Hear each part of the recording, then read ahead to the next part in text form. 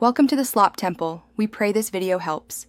In this video, I will explain how to use Rome public transportation.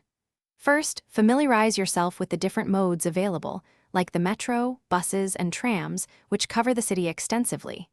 You'll need a ticket or pass, which can be bought at metro stations, newsstands, or tabacchi shops. Remember, a single ticket is valid for 100 minutes and allows one metro ride. Always validate your ticket as soon as you board to ensure it's active and avoid any penalties. This simple step is crucial for a smooth journey. Rome's metro system is efficient for reaching key attractions. Look for the prominent red M signs to find a station entrance. Once inside, check the clear maps to identify your desired line and the direction of travel. There are 3 main lines: A, B, and C. After validating your ticket at the turnstile, proceed to the platform.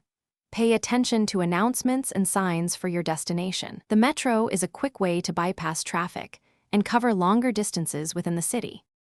Buses and trams offer a great way to see the city while you travel, reaching areas not served by the metro. Locate stops by their distinct signs, which also list the routes. When a bus or tram arrives, confirm the route number and destination displayed on the front.